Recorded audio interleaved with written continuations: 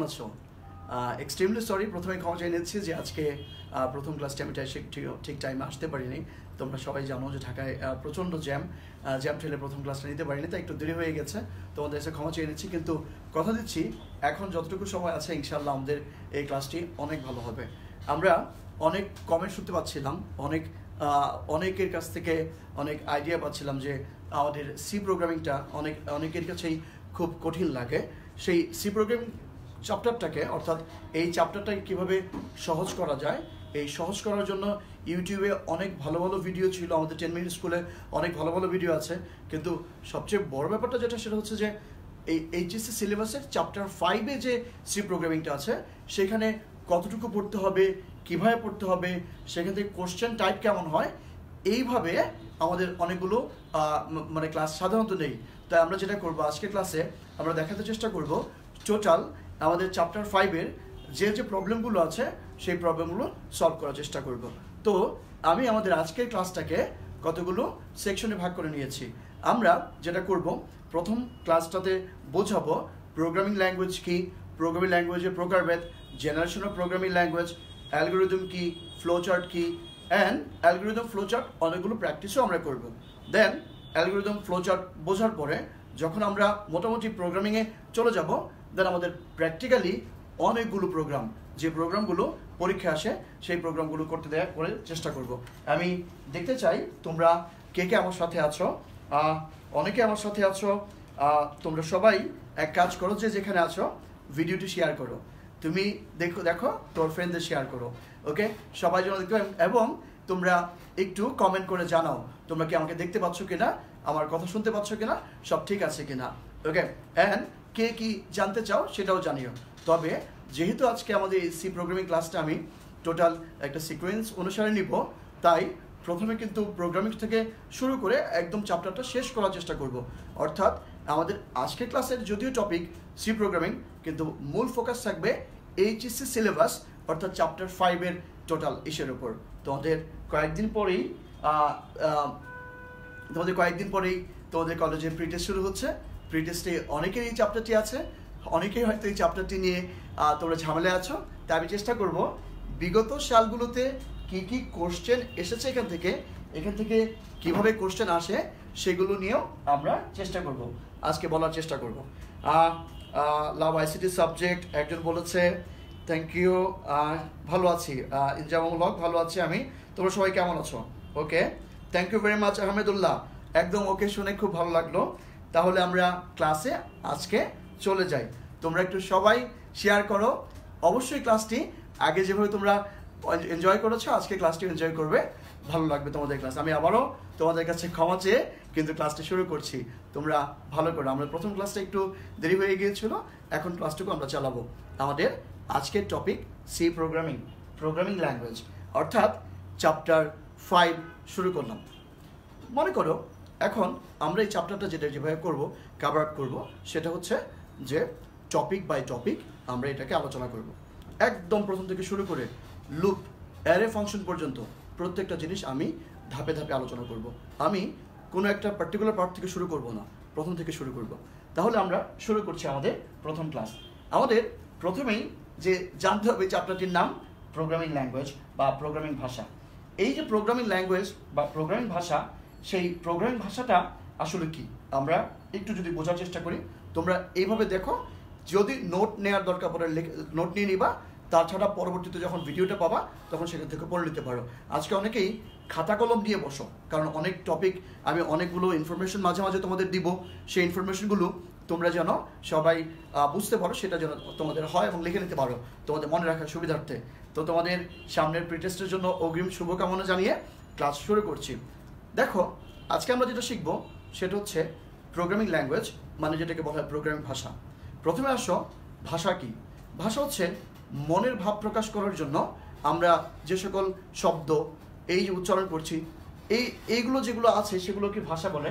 যে মনের ভাব প্রকাশের জন্য বাকযন্ত্রের সাহায্যে উচ্চারিত অর্থবোধক ধ্বনিকে ভাষা বলে। এটা একটা সংজ্ঞা বলতে পারো, কিন্তু আসলে বুঝতে পারছো যে যার মাধ্যমে আমি তোমার সাথে কমিউনিকেট করতে পারছি, তুমি আমার কথা বুঝতে পারছো, আমি তোমার কথা বুঝতে পারছি, এটাই হচ্ছে ভাষা, ওকে? এখন তুমি যদি আমাকে দিয়ে কোনো কাজ করাতে চাও, মনে করো তুমি যদি আমাকে দিয়ে কোনো কাজ করতে চাও, বা আমি তোমাকে যদি কোনো কাজ করতে চাই, যেমন কি কমেন্ট করো, কোথা থেকে দেখছো, কি করছো, তোমরা কোন কোন চ্যাপ্টারের প্রবলেম, মানে কোন কোন টপিকের প্রবলেম হচ্ছে, বা তোমরা আমাকে বলতে পারো স্যার একটু সরে দাঁড়ান, বা একটু সামনে আসেন, বা একটু এইভাবে বলেন, তাহলে তুমি আমাকে ইনস্ট্রাকশন দিচ্ছ। এখন তুমি যদি আমাকে ইনস্ট্রাকশন দাও আর আমি তোমাকে যদি ইনস্ট্রাকশন দিই, আমার কথাগুলো তুমি যদি বুঝতে পারো, তোমার কথাগুলো যদি আমি বুঝতে পারি, তাহলে এই কাজ হবে, রাইট? তার মানে প্রোগ্রামিং মানে ল্যাঙ্গুয়েজ হচ্ছে এমন একটা জিনিস যার মাধ্যমে আমি বুঝি, এমন কোনোভাবে তুমি আমার সাথে কথা বলছো, দেন আমি তোমার কাজ করে দিচ্ছি। ঠিক তাই কম্পিউটার একটা যন্ত্র, কম্পিউটারকে দিয়ে কাজ করাতে হলে কম্পিউটার বুঝে এমন কোনো ভাষায় কম্পিউটারের সাথে কথা বলতে হবে। এই যে কম্পিউটারকে দিয়ে কাজ করাতে চাই, কম্পিউটারকে দিয়ে আমি বলি যে আমাকে যোগ করে দাও, বিয়োগ করে দাও, গান শোনাও, মুভি দেখাও, বোঝো নাই, এই যে ব্যাপারগুলো আছে, এই ব্যাপারগুলো হচ্ছে কি, এগুলো হচ্ছে প্রোগ্রামিং ল্যাঙ্গুয়েজের ব্যাপার স্যাপার। অর্থাৎ এই কম্পিউটারকে কন্ট্রোল করি আমি প্রোগ্রামিং ল্যাঙ্গুয়েজের মাধ্যমে। তাহলে প্রোগ্রামিং ল্যাঙ্গুয়েজটা হচ্ছে কি এক প্রকার ভাষা, যে এমন এক প্রকার প্রোগ্রামিং সেট অফ ইনস্ট্রাকশনস, যদি বলো যে কতগুলো নির্দিষ্ট সমষ্টি, যার মাধ্যমে আমরা কম্পিউটারের সাথে সরাসরি কানেক্ট হই এবং কম্পিউটারকে দিয়ে কোনো কাজ করাই। তোমাদের প্রায় পরীক্ষা আসবে কম্পিউটার প্রোগ্রামিং ল্যাঙ্গুয়েজ কি বা প্রোগ্রামিং ভাষা কি, তখন তোমরা দিবা যে কোনো কম্পিউটার যন্ত্রকে দিয়ে কাজ সম্পাদনের উদ্দেশ্যে আদেশ নির্দেশ প্রদানের জন্য বিভিন্ন নিয়মকানুন এবং সংকেত সম্মিলিত ভাষাকে প্রোগ্রামিং ভাষা বলে। ওকে, দেন এই যে প্রোগ্রামিং ল্যাঙ্গুয়েজটা আমাদের এখানে আজকে আসছে, সেটা মনে করো যে তুমি তো বুঝে গেলা প্রোগ্রামিং ল্যাঙ্গুয়েজ কি। এখন এই যে আজকে আমরা এত সুন্দর করে কথা বলছি, আমাদের এই ভাষার বিবর্তন হয়েছে, ভাষা পরিবর্তন হয়েছে, আজকে খুব ভালোভাবে আমরা কথা বলতেছি। এইটার যেমন একটা ইতিহাস আছে, আমাদের এই কম্পিউটারের প্রোগ্রামিং ল্যাঙ্গুয়েজেরও একটা ইতিহাস আছে, যেটাকে বলা হয় কম্পিউটারের ভাষার প্রজন্ম, অর্থাৎ প্রোগ্রামিং ল্যাঙ্গুয়েজের প্রজন্ম। আমরা যদি প্রোগ্রামিং ল্যাঙ্গুয়েজটাকে ভাগ করি, তাহলে দেখতে পাই টোটালি 5টা প্রজন্মে ভাগ করা যায়। তোমাদের পরীক্ষা একবার অনেক সময় এভাবে আসে, প্রোগ্রামিং জেনারেশন বলতে কী বোঝো, প্রোগ্রামিং ল্যাঙ্গুয়েজ জেনারেশন বলতে কী বোঝো, অর্থাৎ প্রোগ্রামিংয়ের প্রজন্ম বলতে কী বোঝো। তখন তুমি বলবা যে এই যে কালের বিবর্তনে এই অতীত থেকে এই পর্যন্ত যে পরিবর্তনটা হয়েছে, যার মানে এক সময় মনে করো ছিল এক ধরনের অপারেটিং সিস্টেম, এখন মনে করো অ্যান্ড্রয়েড চলে আসছে, আরও নতুন নতুন অপারেটিং সিস্টেম তৈরি হচ্ছে, এগুলো কি কালের বিবর্তনে পরিবর্তন হচ্ছে। এই পরিবর্তনটা যেভাবে হচ্ছে, নিশ্চয়ই এটা একটা টাইম টু টাইম ফ্রেম আছে। তো আমরা যেটা করব, সেই টাইম ফ্রেম অনুসারে তোমাদের এই প্রোগ্রামিং ল্যাঙ্গুয়েজকে ভাগ করা হয় টোটাল 5 ভাবে। প্রথম প্রজন্মের ভাষা first generation, second generation, third generation এবং পঞ্চম প্রজন্মের ভাষা ফিফথ জেনারেশন পর্যন্ত। এটাকে তোমার এখান থেকে যেটা পড়বা সেটা হচ্ছে যে আমি তোমাকে সহজে বলে দিচ্ছি, তোমরা একটু ভালো করে খেয়াল করো। প্রথম প্রজন্মের ভাষা হচ্ছে মেশিন ল্যাঙ্গুয়েজ। এটা শুরু হয়েছিল 1945 সালে। মেশিন ল্যাঙ্গুয়েজ হচ্ছে কম্পিউটারের নিজস্ব ভাষা। নিজস্ব ভাষা মানে কি, আমার যেমন মনে করো আমি মানুষ, আমার একটা নিজস্ব ভাষা আছে, আমি বাংলাদেশে জন্মগ্রহণ করেছি, তাই আমার ভাষা বাংলা। কম্পিউটার একটা যন্ত্র, তাই তারও নিজস্ব ভাষা আছে। তার যে নিজস্ব ভাষা সেটাকে বলা হয় যান্ত্রিক ভাষা বা মেশিন ল্যাঙ্গুয়েজ। এই মেশিন ল্যাঙ্গুয়েজটা হচ্ছে প্রথম প্রজন্মের ভাষা। আমার ভাষায় আমি যেমন কোনো কিছু লিখি স্বরবর্ণ ব্যঞ্জনবর্ণ ব্যবহার করে, ঠিক কম্পিউটারের প্রোগ্রামিং ল্যাঙ্গুয়েজ বা কম্পিউটারের প্রোগ্রাম ভাষাটা বা কম্পিউটারের ভাষাটা লেখা হয় শুধুমাত্র 2টো বিট, যেটাকে বলা 2টা বিট, যেটা বাইনারি বিট বলা হয়, 0 আর 1 ব্যবহার করে। 0 আর 1 কেন ব্যবহার করা হয়? ইলেকট্রিসিটি প্রেজেন্ট এবং অ্যাবসেন্টকে বোঝায় অন অফ। তোমরা এটা ভালো করেই জানো, এগুলো সম্পর্কে তোমাদের এখন আর বলার কিছু নেই। তাহলে যেটা বুঝতে পারছি সেটা হচ্ছে প্রথম প্রজন্মের ভাষা হচ্ছে কম্পিউটারের নিজস্ব ভাষা, যে ভাষা কম্পিউটার সরাসরি বুঝতে পারে। আমার ভাষা যেমন বাংলা, আমি সরাসরি বুঝতে পারি, তাই আমার ভাষা মানে আমার একটা ভাষা, কম্পিউটার একটা ভাষা আছে। তাহলে দেখো, এই প্রথম প্রজন্মের ভাষাটা শুরু হয়েছিল 1945 সালে। প্রথম প্রজন্মের ভাষা 1945 সালে আবিষ্কৃত হয়। প্রথম প্রজন্মের ভাষা হলো মেশিন ল্যাঙ্গুয়েজ। মেশিন ভাষায় লেখা প্রোগ্রামকে অবজেক্ট প্রোগ্রাম বলা হয়। তোমাদের প্রায় পরীক্ষা আসে অবজেক্ট কোড বা অবজেক্ট প্রোগ্রাম বলতে কি বুঝো, বলবা মেশিন ল্যাঙ্গুয়েজ অর্থাৎ প্রোগ্রাম রিটেন ইউজিং 0 and 1, অর্থাৎ যে প্রোগ্রামটা 0 আর 1 শুধুমাত্র 0 এবং 1 ব্যবহার করে লেখা হয়, সেটাই হচ্ছে তোমার কি অবজেক্ট কোড বা অবজেক্ট প্রোগ্রাম। ফাইন, তাহলে আমরা বুঝলাম যে শুধুমাত্র মেশিন ভাষা 0 আর 1 ব্যবহার করে কাজ করে। মেশিন ভাষায় যেসব নির্দেশ দেওয়া হয় তাদেরকে 4 ভাগে ভাগ করা। এটা তুমি দেখতেও পারো, আস্তে আস্তে করে তুমি বসে বুঝে নিবা। এখন এই যে মেশিন ভাষাটার একটা তোমাকে এক্সাম্পল দেখাই। আমার ভাষায় কোনো কিছু লিখতে হলে লিখতাম কি, এগুলো হচ্ছে আমার ভাষা। একটি মেশিন প্রোগ্রামের ভাষা, কারণ বাংলা ভাষা লিখলাম। আর এখানে যে 010101 ব্যবহার করে লিখলাম, এটা হচ্ছে কম্পিউটারের ভাষা। অর্থাৎ এই ভাষাটা লিখতে গেলে শুধুমাত্র 0 আর 1 জানতে হবে, সরাসরি এই ভাষাটা বুঝতে পারে। তাহলে আমরা মেশিন ল্যাঙ্গুয়েজ একটা এক্সাম্পল দেখে গেলাম। মনে করো ইনপুট দেওয়ার জন্য এতগুলো 01, আউট যোগ করার জন্য এতগুলো 01, ফলাফল স্টোর করার জন্য এতগুলো 01। আমরা এই 01 গুলো যখন লিখবো, লিখে একটা প্রোগ্রাম তৈরি করব। তো এই মেশিন ভাষাটা আসলে আমি তো বললাম, তোমরা যখন জেনারেশন অফ প্রোগ্রামিং ল্যাঙ্গুয়েজ পড়বা, কি কি জিনিস পড়বা? প্রথম পড়বা হচ্ছে এটার স্টার্টিং ইয়ার, কত সাল থেকে শুরু হয়, এটার সুবিধা অসুবিধা, এবং এটা কেন টিকে নাই, বা তোমার মনে করো কেন এখন আর ব্যবহৃত হচ্ছে না, বা এটার অসুবিধাগুলো কি, সেটা তুমি পড়বা। তাহলে যেটা প্রথমে আমি তোমাকে বলি, 1945 সালে মেশিন ল্যাঙ্গুয়েজ শুরু হয়, এবং শুধুমাত্র মানে যে প্রোগ্রাম শুধুমাত্র বাইনারি মানে 0 আর 1 ব্যবহার করে লেখা হয়, সেই প্রোগ্রামকেই মেশিন ল্যাঙ্গুয়েজ বলা হয়। এটি মেশিনের নিজস্ব ভাষা, এবং এই 01 ব্যবহার করে প্রোগ্রামকে অনেক সময় অবজেক্ট কোড বা অবজেক্ট প্রোগ্রাম বলা হয়। ওকে, এই মেশিন ভাষার সুবিধাটা কি, অসুবিধাটা কি? সুবিধা হচ্ছে মেশিন ভাষা সরাসরি কম্পিউটার বুঝতে পারে, খুব দ্রুত বুঝতে পারে। তারপরে হচ্ছে তোমার মনে করো যে খুব দ্রুত বুঝতে পারে, কিন্তু এটার অসুবিধা ছিল অনেক। অসুবিধা কি? প্রথম অসুবিধা ছিল, মনে করো তোমার মোবাইলে কোনো একটা অ্যাপস আছে, বা আমার কম্পিউটারে কোনো একটা ফাইল আছে, আমি যদি এটাকে নিতে চাই পেনড্রাইভ দিয়ে বা অন্য কোনো মাধ্যমে যদি আমি এটাকে নিতে চাই, আমি কিন্তু নিতে পারবো। কিন্তু প্রথম দিকে যখন মেশিন ল্যাঙ্গুয়েজ তৈরি করা হয়েছিল, তখন কিন্তু এই এক কম্পিউটারের জন্য লিখিত প্রোগ্রাম অন্য কম্পিউটারে নেওয়া যেত না, যেটাকে বলা হয় পোর্টেবিলিটি, অর্থাৎ বহনযোগ্যতা ছিল না। তাহলে মেশিন ল্যাঙ্গুয়েজের প্রথম অসুবিধা হচ্ছে ইট ওয়াজ নট পোর্টেবল, এটা পোর্টেবল ছিল না, অর্থাৎ এক কম্পিউটারের জন্য লিখিত প্রোগ্রাম অন্য কম্পিউটারে চলতো না। আরেকটা অসুবিধা ছিল, এই প্রোগ্রাম যেহেতু শুধুমাত্র 0 আর 1 ইউজ করে লেখা হয়, তাই যেটা করা হতো যে তোমার এই ভাষার জন্য দক্ষ প্রোগ্রামার দরকার ছিল, অর্থাৎ প্রোগ্রামারকে দক্ষ হইতে হইতো, 0-1-1-এ অনেক বেশি এক্সপার্ট হইতে হইতো, রাইট? এবং আরেকটা ব্যাপার, সেটা হচ্ছে মেশিনের ইন্টারনাল আর্কিটেকচার সম্পর্কে, অর্থাৎ এই মেশিনের গঠনটা কেমন, কিভাবে কাজ করে, এগুলো জানতে হতো। এটা ছিল মেশিন ল্যাঙ্গুয়েজের ব্যাপার স্যাপার। সো তোমরা তোমাদের যে আইসিটি বই আছে, সেই বই থেকে তোমরা মেশিন ল্যাঙ্গুয়েজ কি, মেশিন ল্যাঙ্গুয়েজের সুবিধা অসুবিধা ভালো করে পড়ে নিবা, ঠিক আছে? আমি এখানে কতগুলো তোমাদের জিনিস দেখিয়ে দিলাম, তোমরা এখান থেকেও মূল পয়েন্টগুলো লিখতে পারো। প্রোগ্রাম লেখা ক্লান্তিকর, প্রোগ্রাম সময় সাপেক্ষ, এক মেশিনে লেখা প্রোগ্রাম অন্য মেশিনে কাজ করে না, এটা সবচেয়ে ইম্পর্টেন্ট লাইন, এবং প্রোগ্রাম ভুল নির্ণয় করে তার সংশোধন করা খুবই কঠিন।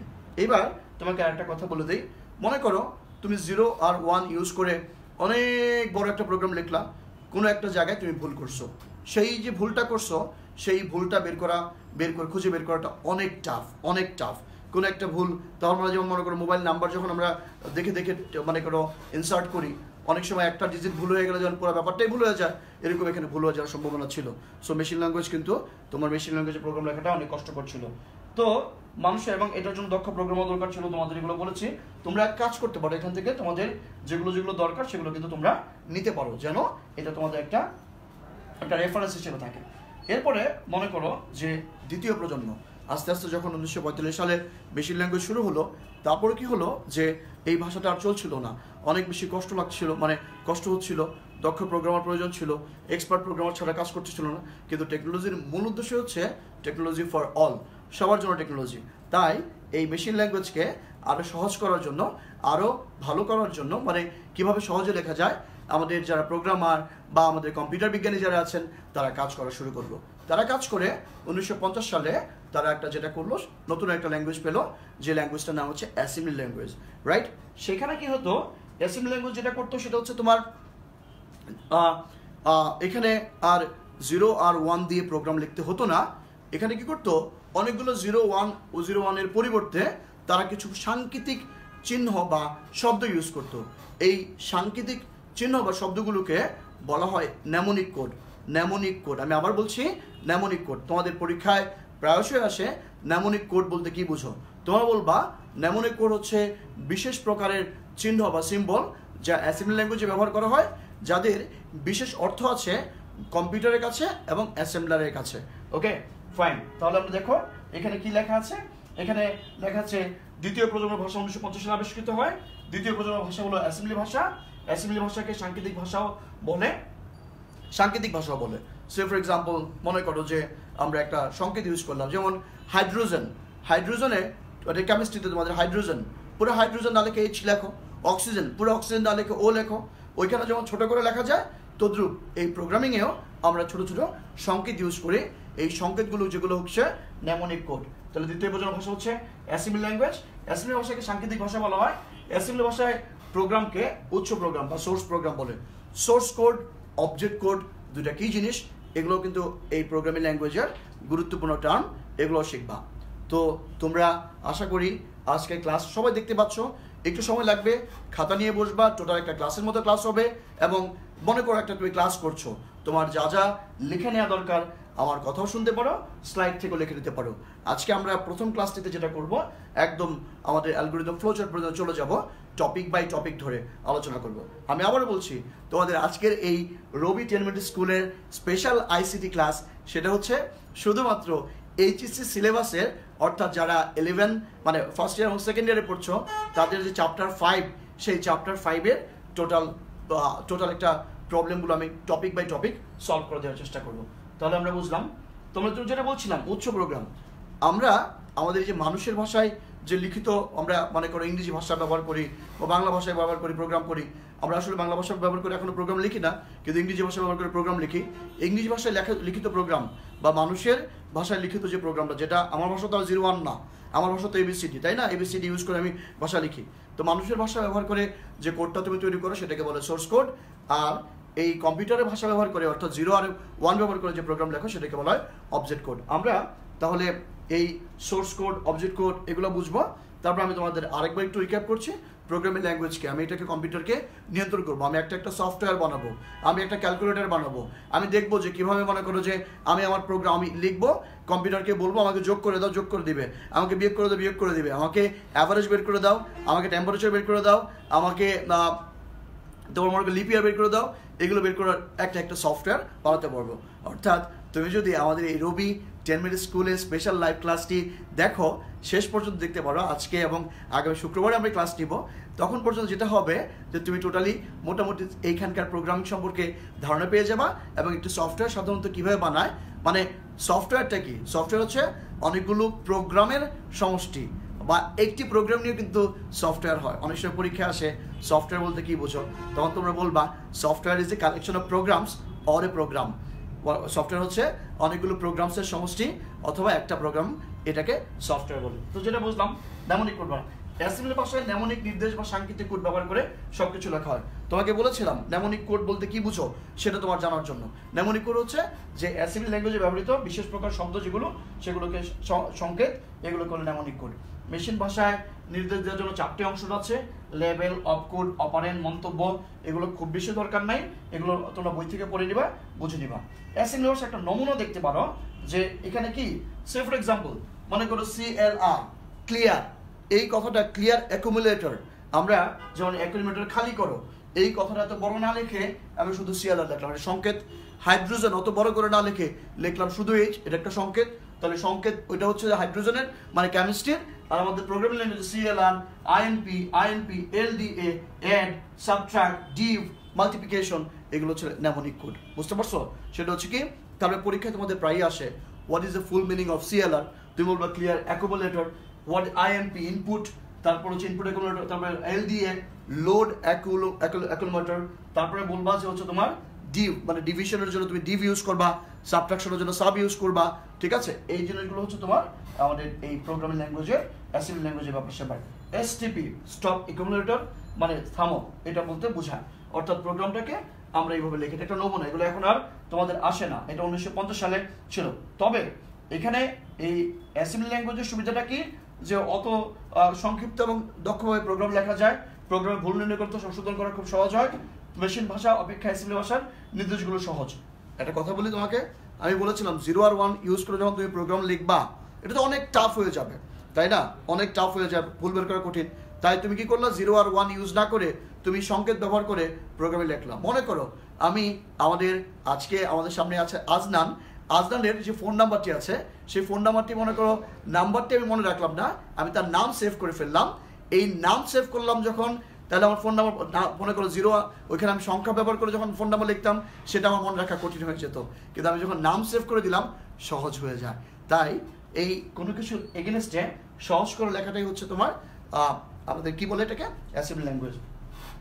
অ্যাসেম্বলি ভাষার ভুল নির্ণয় করা মানে কথা দিয়ে সংকেত দিয়ে যখন লিখবা ভুল নির্ণয় করা সহজ, এবং অ্যাসেম্বলি ভাষার নির্দেশগুলো সহজ হয় কেমন division, subtraction, add, addition, MUL multiplication. অর্থাৎ কি এখানে আমি নর্মালি যে ইংরেজি ওয়ার্ডগুলো ইউজ করি সেগুলো কিন্তু এখানে আছে, রাইট? ওকে, অসুবিধা কি? এই ভাষায় প্রোগ্রাম লেখা সময় সাপেক্ষ। এক ধরনের মেশিনে লেখার প্রোগ্রাম অন্য ধরনের মেশিনে চলে না। তোমাদেরকে বারবার বলেছে চ্যাপ্টার 5 পড়াচ্ছি আজকে। সো চ্যাপ্টার 5-এ যেটা হচ্ছে এখানে কিছু প্রশ্ন আসে, তোমাদের পরীক্ষা আসবে এই অ্যাসেম্বলি ল্যাঙ্গুয়েজ এবং মেশিন ল্যাঙ্গুয়েজের মধ্যে একটা মিল আছে। সেই মিলটা কি জানো?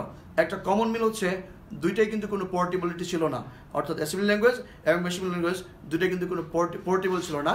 এক মেশিনের জন্য লেখা প্রোগ্রাম অন্য কম্পিউটারে চলতো না, অর্থাৎ এই কম্পিউটার সায়েন্সে ওই কম্পিউটারকে মেশিন বলা হয়।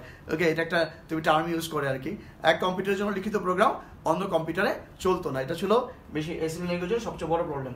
এবং অ্যাসেম্বলি ল্যাঙ্গুয়েজ জানতে গেলে অ্যাসেম্বলি ভাষা সম্পর্কে জানতে হয় এবং দক্ষ প্রোগ্রামার প্রয়োজন হয়। এখন এবং এই অ্যাসেম্বলি ল্যাঙ্গুয়েজকে মানে এটা তো অনেকটা মানুষের ভাষার মতো বলতে পারো, কারণ এখানে তো আমি সংকেত ইউজ করছি। এই সংকেতগুলোর মিনিং কম্পিউটারকে বোঝানোর জন্য এক ধরনের অনুবাদক যন্ত্র দরকার পড়ে, সেটাকে বলা হয় আবার অ্যাসেম্বলার, রাইট? অ্যাসেম্বলার পরীক্ষা আসে। অ্যাসেম্বলার কি? বলবা যে অ্যাসেম্বলার এক প্রকার অনুবাদক যন্ত্র যা অ্যাসেম্বলি ল্যাঙ্গুয়েজকে মেশিন ল্যাঙ্গুয়েজে রূপান্তর করে দেয়, রাইট? এটাই সবচেয়ে বড় সহজ সংজ্ঞা। তাহলে তোমরা যেটা করবা আস্তে আস্তে আস্তে আস্তে এগুলো তো পড়বা। তারপর আসলো তৃতীয় প্রজন্মের ভাষা। এই তৃতীয় প্রজন্মের ভাষা আবিষ্কৃত হয় 1960 সালে। তৃতীয় প্রজন্মের ভাষাকে উচ্চতর ভাষা বা হাই লেভেল ল্যাঙ্গুয়েজ বলা হয়। এটা তোমরা পড়ে নিবা, প্রজন্মটা তোমরা ভালো করে পড়ে নিবা। তৃতীয় প্রজন্ম যেটা হয়েছে একেবারেই প্রোগ্রামিং মানুষের ভাষায় লেখা হয়ে গেছে। আমরা যেটা করি সেটা হচ্ছে যে এই যে সি প্লাস প্লাস, জাভা, এগুলো তোমার মনে করো যে তৃতীয় প্রজন্মের, বা মনে করো যে আমাদের হাই লেভেলের প্রোগ্রামিং ল্যাঙ্গুয়েজ বলতে পারো, সিকে আবার মিড লেভেল বলা হয়। এগুলো একটু পার্থক্য ব্যাপার আসতে চাই, সেগুলোর জন্য আমরা মানে শিখবো আমরা। সেটা হচ্ছে যে এই যে তৃতীয় প্রজন্মের ভাষাটা কি সরাসরি মানুষের ভাষা, অর্থাৎ আমার ভাষা যেরকম সেগুলো আমরা ইউজ করে প্রোগ্রাম রচনা করি, এটা তৃতীয় প্রজন্মের ভাষা। এরপরে আরও এক ধরনের এটার সুবিধাটা কি একদম বেশি মেমোরির প্রয়োজন পড়ে। মানে এটা সুবিধাটা দেখো, সংক্ষিপ্ত দক্ষ প্রোগ্রাম লেখা যায়, প্রোগ্রামে ভুল নির্ণয় করে তা সংশোধন করা খুবই সহজ। এক ধরনের মেশিন লেখা প্রোগ্রাম অন্য ধরনের মেশিনে কাজ করে। এই ভাষায় দ্রুত প্রোগ্রাম লেখা যায়। এই ভাষায় প্রোগ্রাম লেখার জন্য মেশিনের গঠন সম্পর্কে তেমন ধারণা থাকতে হবে না। আমি কম্পিউটার চালাবো, তো কম্পিউটার যদি চালাতে চাই তাহলে একদম যদি কম্পিউটারের টোটাল ব্যাপার সম্পর্কে আমাকে ধারণা রাখতে হয় তাহলে কিন্তু খুব টাফ হয়ে যায়। তাই এই যারা আমরা প্রোগ্রাম রচনা করবো এখন, আমরা শুধুমাত্র প্রোগ্রামিংটা কি, সিনট্যাক্সটা কি, কীভাবে লিখতে হয়, এটার গ্রামারটা কি, এটা যদি জানতে পারি তাহলে মোটামুটি আমরা প্রোগ্রাম দেবো। একটু সময় লাগবে, আমরা এরপরে পার্টে আমরা প্রোগ্রামিং অ্যালগরিদম ফ্লোচার্ট দেখাবো। আমরা এই টোটাল ক্লাসটাকে এই চ্যাপ্টার 5 থেকে পার্ট বাই পার্টে ভাগ করে নিলাম। আজকে আমাদের এই প্রথমে ক্লাসটাতে দেখাবো তোমাদের বিভিন্ন প্রজন্ম সম্পর্কে, বা আমাদের অ্যালগরিদম ফ্লোচার্ট পর্যন্ত চলে যাবো। তারপরে তোমার এটার সুবিধা অসুবিধা তো ছিলই। এখানে তোমার মনে করো কি করা হইতো যে তৃতীয় প্রজন্মতে মেশিন ভাষাকে মানে মানুষ এই প্রোগ্রামটাকে মেশিনে বোঝানোর জন্য এক ধরনের অনুবাদক প্রোগ্রাম বা ট্রান্সলেটর প্রোগ্রাম ব্যবহার করা হতো, যেগুলোকে ইন্টারপ্রেটার বা কম্পাইলার বলা হয়। সো আমরা সেগুলো জানবো, ইন্টারপ্রেটার কি, কম্পাইলার কি, এগুলোর মধ্যে পার্থক্য আছে সেগুলো পড়বো।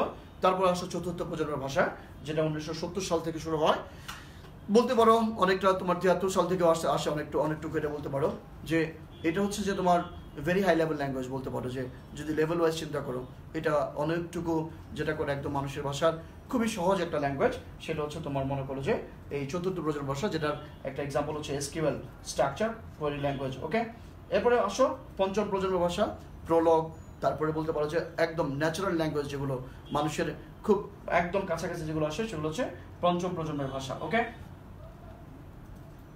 তাহলে আমাদের অনুবাদক এখন আসো, যে তোমাদের মাঝখানে যেটা বলেছিলাম তোমাদের পরীক্ষায় প্রায় আসে, অনুবাদক প্রোগ্রাম বলতে কি বোঝো?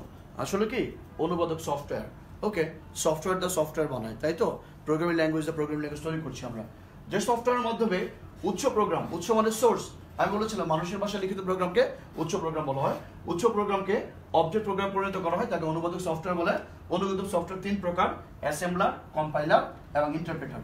অ্যাসেম্বলার তো কি তুমি অলরেডি জানো, যে অনুবাদক প্রোগ্রাম শুধুমাত্র অ্যাসেম্বলি ল্যাঙ্গুয়েজকে মেশিন ল্যাঙ্গুয়েজে পরিণত করে সেটাকে অ্যাসেম্বলার বলা হয়। তার মানে অ্যাসেম্বলার শুধু একটা ল্যাঙ্গুয়েজে ব্যবহার করে, সেটা হচ্ছে অ্যাসেম্বলি ল্যাঙ্গুয়েজে। এরপরে আসে তোমার কম্পাইলার আর ইন্টারপ্রেটার। এখন তোমার কম্পাইলার কি, অনুবাদ, ইন্টারপ্রেটার কি, দুটো একটু জেনে নেবো। তোমরা এগুলো জানো, আরেকবার একটু দেখো ভালো করে। যে অনুবাদক সফটওয়্যার অ্যাসেম্বলি ভাষায় লেখা প্রোগ্রাম, উচ্চ প্রোগ্রামকে অবজেক্ট প্রোগ্রামে পরিণত করে তাকে তোমার অ্যাসেম্বলার বলা হয়। আর যে অনুবাদক সফটওয়্যার হাই লেভেল ভাষায় লিখিত উচ্চ প্রোগ্রামকে একসাথে সম্পূর্ণ প্রোগ্রাম অবজেক্ট প্রোগ্রাম পরিণত করে তাকে কম্পাইলার বলে।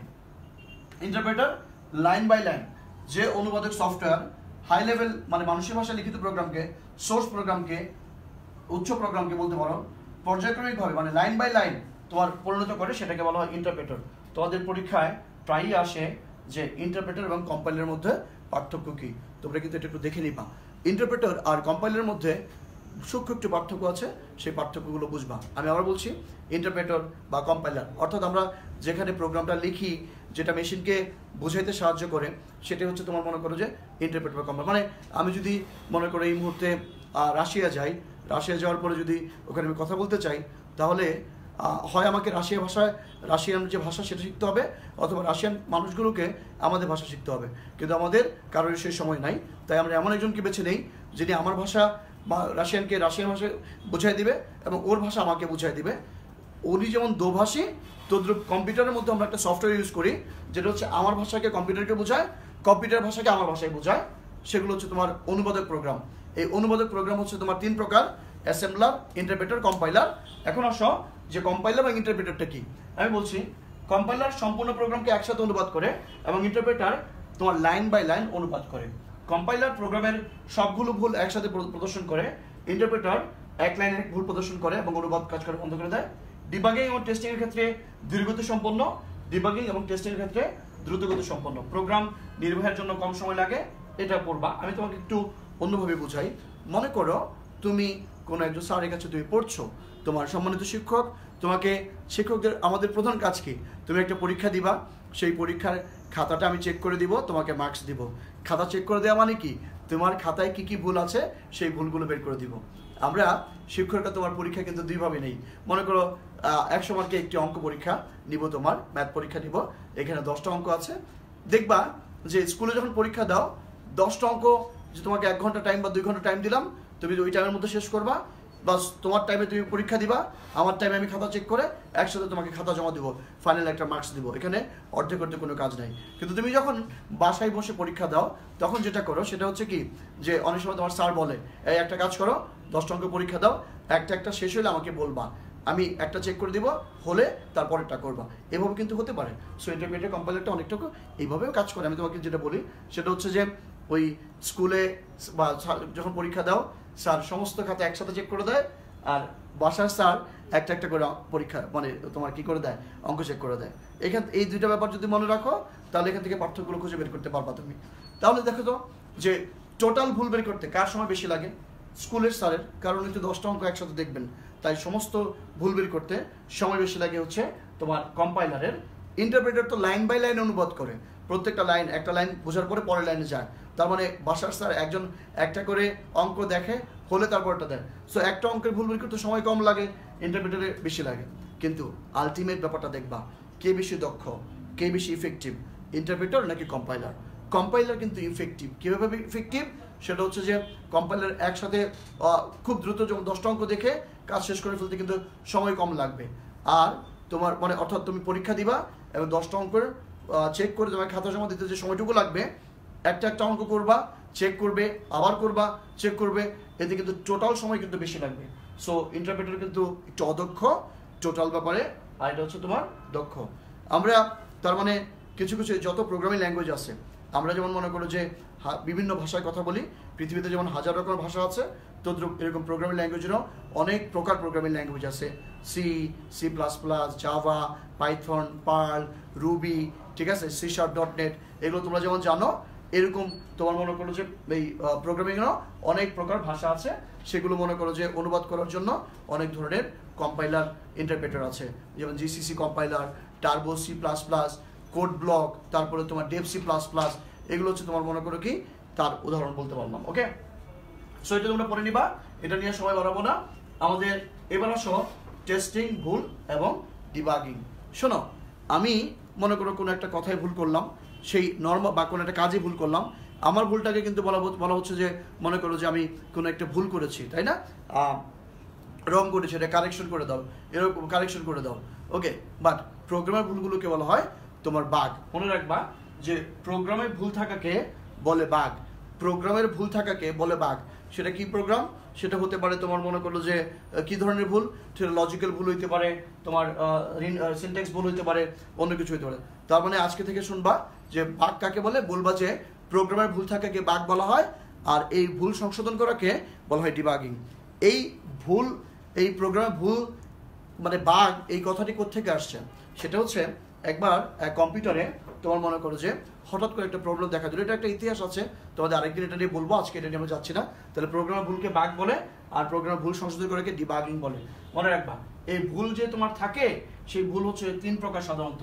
সিনট্যাক্স ভুল, সাধারণত তুমি যদি মনে করো যে সিনট্যাক্সে দাড়ি কমা বা বানানে কোনো ভুল করো, সেগুলোকে সিনট্যাক্স এরর বলা হয়, রাইট? বানানের কোনো একটা ভুলকেও কিন্তু সিনট্যাক্স এরর বলা হবে। লজিক ভুল, মনে করো কোথাও a + b লেখার কথা তুমি a - b লিখে বলছো, তাহলে লজিকে ভুল। বা a > b লেখার কথা, সেখানে a b লিখে বলছো, এটা লজিক ভুল। তারপরে তোমার কি আছে? রান টাইম বা এক্সিকিউশন এরর। রান টাইমে প্রোগ্রাম চালানোর সময় যে ভুলগুলো দেখা দেয় বিভিন্ন কারণে, সেগুলোকে রান টাইম বলা হয়, এটা।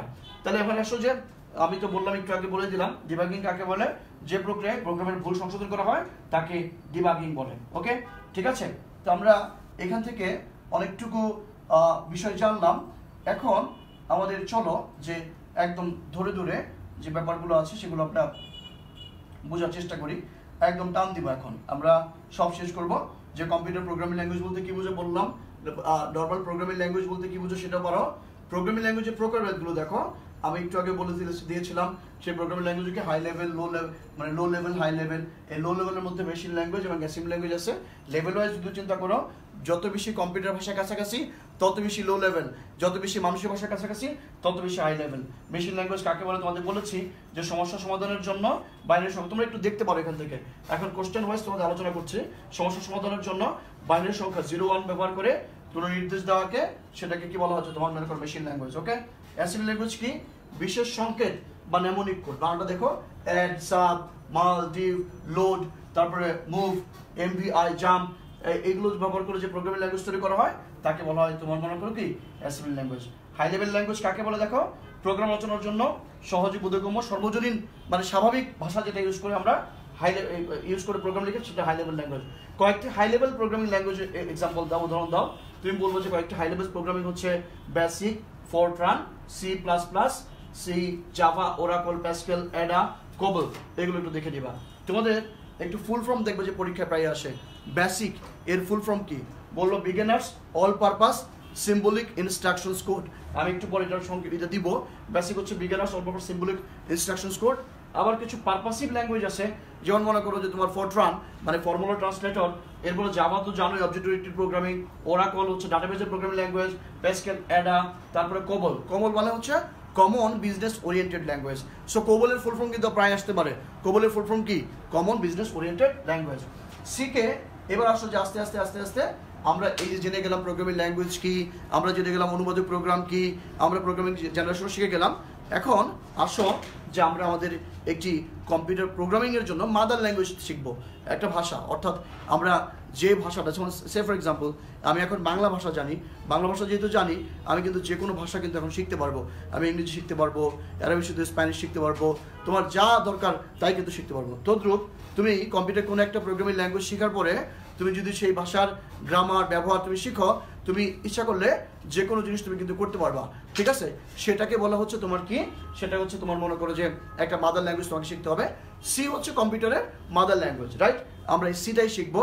সি তোমার ড্যানিশ রিচি 1973 সালে তোমার যুক্তরাষ্ট্রের বেল ল্যাবরেটরিতে এটি তৈরি করেন। একটা এমসিকিউ আসে 1969 থেকে 73, দেখবে যে অনেক বইয়ে এক একটা বইয়ে এক এক সাল আছে। তোমার বইয়ের জন্য যে ইয়ারটা আছে তুমি সেটাই ইউজ করবা, ওকে? তাহলে আসো সি সম্পর্কে কতগুলো জিনিস জেনে নেই। সিকে কেন জেনারেল তোমার সি প্রোগ্রামিং ল্যাঙ্গুয়েজ যে কি করা যায়, সব ধরনের কাজ করা যায়। অর্থাৎ তুমি সব ধরনের কাজ করতে পারবা। মানে বেসিক বা মজার ব্যাপারটা হচ্ছে কি, এই ড্যানিশ রিচি 1973 সালে এই সি তোমার ইউনিক্স মানে তোমার মনে করো লিনাক্স, ইউনিক্স, এগুলো তো জানো অপারেটিং সিস্টেম, এটা ব্যবহার করে সিকে তোমার ডেভেলপ করেন। পরবর্তীতে আবার মনে করে সি দিয়েই কিন্তু তোমার ইউনিক্সটা ডেভেলপ হয়ে যায়। যাই হোক, এই সি দিয়ে ম্যাক্সিমাম অপারেটিং সিস্টেম তৈরি করা হয়েছে এবং মোটামুটি সব ধরনের কাজ করা যায়, তাই সিকে জেনারেল পারপাসিভ ল্যাঙ্গুয়েজ বলা হয়।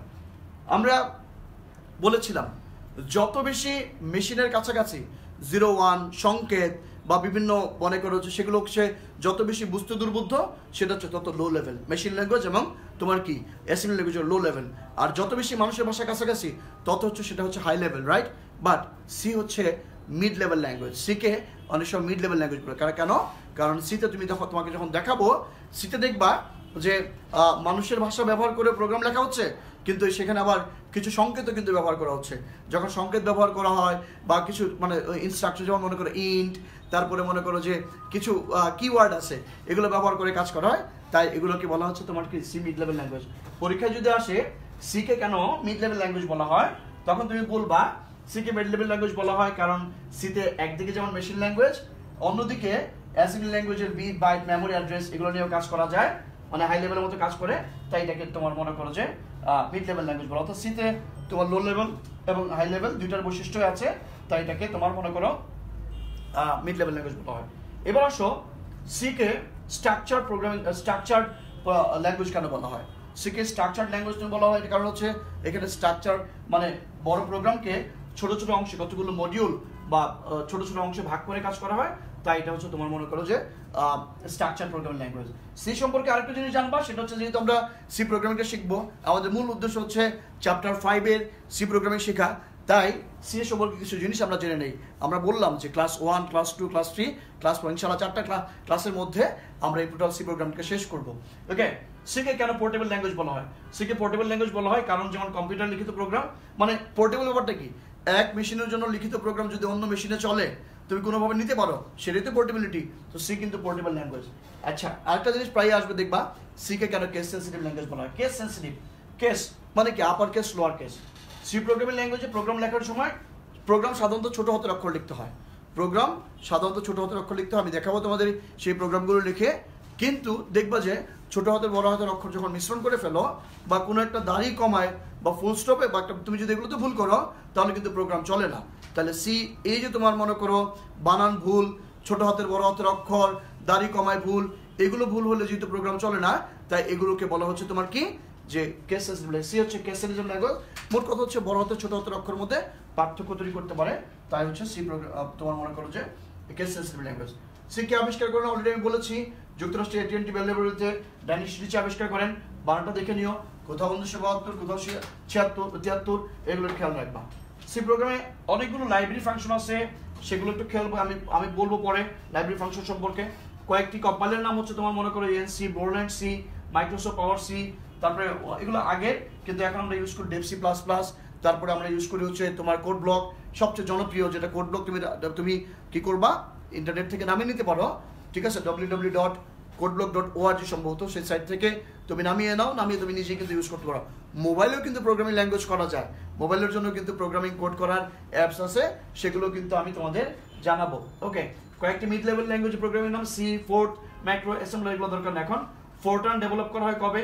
ছোটখাটো প্রোগ্রামগুলো তো টেনে দিচ্ছি, তোমরা যেন দেখে বুঝতে পারো। এখন আমরা যেটা করব সেটা হচ্ছে এই প্রোগ্রামিং মানে কি, কোনো একটি সমস্যার সমাধান করার জন্য তোমার ধাপে ধাপে যখন আমরা কি কাজ করি, সব কাজগুলোকে ধাপে ধাপে করি, সেই ধাপে ধাপে করার জন্য কিছু সেট অফ ইনস্ট্রাকশনস দেই, কম্পিউটারের সাথে যোগাযোগ করি, সেগুলো তো প্রোগ্রামিং ল্যাঙ্গুয়েজ, তাই না? তো আমরা এখানে কি হয় যে টোটাল ব্যাপারটাকে আমরা যখন কাজ করি, প্রোগ্রামিং যখন লিখবো, সেটা হচ্ছে প্রথমে আমরা যেটা করি সেটা হচ্ছে যে আমরা যখন কাজ করি প্রথমে প্রোগ্রামটাকে খাতা কলমে ধাপে ধাপে স্টেপ বাই স্টেপ লিখি, তারপরে কি করি ফ্লো চার্ট আঁকি, অ্যালগরিদম ফ্লো চার্ট, তারপরে আমরা কি করি সি প্রোগ্রামিং যাই। তোমাদের এই চ্যাপ্টার 5-এ অ্যালগরিদম কি, ফ্লো চার্ট কি, ফ্লো চার্টে ব্যবহৃত বিভিন্ন প্রতীকগুলো কি, বা বিভিন্ন প্রোগ্রামের ফ্লো চার্ট আঁকো, বিভিন্ন প্রোগ্রামের সমস্যার তোমার অ্যালগরিদম আঁকো, সেগুলো কিন্তু তোমাদের কিন্তু দিব আমি, ওকে, একটু পরেই করাবো, সেগুলো সবাই জানতে হবে। তার আগে তোমাকে বলে নিই যে অ্যালগরিদম কি, ফ্লো চার্ট কি। সেটা হচ্ছে যে অ্যালগরিদম ফ্লো চার্ট, কোনো একটি সমস্যাকে তুমি যখন, আমি একটু যদি এখন অ্যালগরিদম ফ্লো চার্টে যাই, অ্যালগরিদম ফ্লো চার্টের ব্যাপারটা একটু দেখে নাও যে অ্যালগরিদম কি, ফ্লো চার্ট কি। এই জায়গাটা আমরা যেটা করবো এখন, আমরা অ্যালগরিদমটা দেখব। অ্যালগরিদম হচ্ছে যে অ্যালগরিদমটা কি, তাই তো? অ্যালগরিদম হচ্ছে কোনো একটা সমস্যা সমাধানের জন্য যুক্তিযুক্ত ও ধাপে ধাপে সমাধান করার যে পদ্ধতি তাকে বলে অ্যালগরিদম। কোনো সমস্যাকে কম্পিউটার প্রোগ্রামিং দ্বারা সমাধান করবো, কাগজ কলমে আমরা কি করি স্টেপ বাই স্টেপ কিছু লিখে নেই, সেটাকে বলা হচ্ছে অ্যালগরিদম। এবং এই অ্যালগরিদম গণিতবিদ, আরব গণিতবিদ আল খারিজমি, মনে রাখবা আরব গণিতবিদ আল খারিজমির নাম অনুসারেই এই অ্যালগরিদম কথাটা আসছে। Step by step problem solving process is known as algorithm. Okay, খেয়াল করবা। এরপরে আসবে হচ্ছে তোমার মনে করো অ্যালগরিদমের তাহলে তৈরি শর্তগুলো কি কি। অ্যালগরিদম যখন আমরা কোনো একটা প্রোগ্রাম যখন তোমার কি করব ধাপে ধাপে শেষ কি করব, সেটা হচ্ছে যে তোমার অ্যালগরিদম সহজবুদ্ধ হতে হবে। প্রত্যেকটি ধাপ কোন ধাপের পরে কোন ধাপ যাবে সেটাও তোমার যেন সহজে বুঝে সেই কাজ করতে হবে, এবং ধাপের সংখ্যা যেন অনেক বেশি না হয়ে যায় এটাও খেয়াল রাখবা। তোমরা এখান থেকে নিতে পারো যে অ্যালগরিদম তৈরি শর্তাবলী কি কি, অ্যালগরিদমের সুবিধাগুলো কি কি। সহজে প্রোগ্রামের উদ্দেশ্য বোঝা যায়, সহজে প্রোগ্রামের ভুল নির্ণয় করা যায়, প্রোগ্রামের প্রবাহের দিক বোঝা যায়, প্রোগ্রামটা কোন দিক থেকে কোন দিকে যাচ্ছে এদিক এটা জানা যায়, জটিল প্রোগ্রাম সহজে রচনা করা যায়, প্রোগ্রাম পরিবর্তন সহায়তা করে। এবার আসো ফ্লোচার্ট কি। যে চিত্রভিত্তিক মানে ফ্লোচার্ট হচ্ছে তোমার গ্রাফিক্যাল রিপ্রেজেন্টেশন বলতে পারো, চিত্রভিত্তিক সমাধান প্রসেস। চিত্রভিত্তিক সমাধান প্রসেস কি, মনে করো স্টেপ 1 ডানে যান, আমি ডানে না দিয়ে একটা অ্যারো দিয়ে দিলাম, অ্যারোটা চিত্রভিত্তিক। আর ডানে যান এটা কথাভিত্তিক, কথাভিত্তিক যখন আমরা বলবো সেটা হচ্ছে তোমার অ্যালগরিদম, আর যখন চিত্র দিয়ে বোঝাবো সেটা হচ্ছে ফ্লোচার্ট। তাহলে যে চিত্রভিত্তিক পদ্ধতিতে কতগুলো চিহ্নের সাহায্যে, কতগুলো চিহ্ন কেন, কারণ ফ্লোচার্টে কতগুলো চিহ্ন আছে এগুলো তোমাকে জানতে হবে, জানাবো। কতগুলো চিহ্নের সাহায্যে কোনো একটি নির্দিষ্ট সমস্যার সমাধান করা হয় তাকে ফ্লোচার্ট বলা হয়। ফ্লোচার্টের সাহায্যে প্রোগ্রাম সহজে বোঝা সহজ হয় বলে এটি প্রোগ্রামার ও ব্যবহারকারীর মাঝে একটা যোগসূত্র তৈরি করে। অর্থাৎ দেখবা যে প্রায় যখন সফটওয়্যার ইঞ্জিনিয়ার হবা তুমি আগে একটু ফ্লোচার্ট তৈরি করে নিবা, দেখবা। ওকে, ফ্লোচার্টের বৈশিষ্ট্য কি, সহজে প্রোগ্রামের উদ্দেশ্য বোঝা যায়, ভুল নির্ণয় করা সহজ হয়, প্রোগ্রাম পরিবর্তন করা যায়, সহজে সংক্ষেপে জটিল সমস্যাই করা যায়। নিয়মগুলিগুলো কি কি তুমি দেখো, ফ্লোচার্টে প্রচলিত প্রতীক ব্যবহার করতে হবে। প্রচলিত প্রতীক মানে কি, ইনপুট দেওয়ার জন্য কি প্রতীক, প্রসেসের জন্য কি প্রতীক, আউটপুটের জন্য কি প্রতীক, ডিসিশনের জন্য কি প্রতীক, এরকম যে ব্যাপারগুলো থাকবে সেগুলো ব্যবহার করতে হবে। তীর চিহ্ন দিয়ে উপর থেকে নিচে, বাম থেকে ডানে, ডান থেকে বাম এগুলো বোঝা যায়, এটা মানে এটা করতে হবে। ফ্লোচার্ট তৈরি করার সময় সংযোগ চিহ্ন যত কম হয়, আমরা একটু দেখবো যে কানেক্টর চিহ্ন মানে এক পেজ থেকে আরেক পেজে যেতে গেলে যে সংযোগ চিহ্নগুলো আছে এগুলো যত কম ইউজ করা যাবে ততই ভালো হয়, সেগুলো আমরা দেখব। ফ্লোচার্ট সহজবুদ্ধ হওয়া উচিত, ফ্লোচার্ট নির্দিষ্ট কোনো প্রোগ্রামের ভাষায় লেখা উচিত নয়। মানে ফ্লোচার্ট তো সাংকেতিক, নির্দিষ্ট কোনো প্রোগ্রামিং অর্থাৎ সি, জাভা, পাইথন এরকম নির্দিষ্ট কোনোটার জন্য দরকার নেই। চিহ্নগুলো ছোট বড় হলে ক্ষতি নাই, তবে আকৃতি ঠিক থাকতে হবে। এটা খুব ইম্পর্টেন্ট কথা যে ফ্লোচার্টে ব্যবহৃত চিহ্নগুলো আকারে তোমার ছোট বড় হলে সমস্যা নাই, কিন্তু আকৃতিতে যদি ছোট বড় হয়ে যায় তাহলে সমস্যা আছে। তার মানে তোমাকে একটু বুঝাতে, ছোট একটা সমান্তরিক, বড় একটা সমান্তরিক, দুইটাই তো সমান্তরিক, একটা সাইজ বড় একটা সাইজ ছোট, বাট সামান্তরিক হইতে গেলে যে নিয়মগুলো আছে সেটা ছোটটার ক্ষেত্রে বড়টার ক্ষেত্রে একই রকম হয়ে যাবে। এই কথা মনে রাখবা সবাই যে ফ্লোচার্টে ব্যবহৃত সিম্বলগুলো আকারে বড় ছোট হলে সমস্যা নেই, কিন্তু তোমার কি হয় যে আকৃতিতে বড় ছোট হলে সমস্যা আছে। এবার আসো এই ফ্লোচার্টে ব্যবহৃত প্রতীকগুলো কি কি। যখন দেখবা যে এরকম একটা ওভাল চিহ্ন, ওভাল ডিম্বকাকৃতির, এটা হচ্ছে শুরু বা শেষ বোঝায়, শুরু বা শেষ বোঝায়।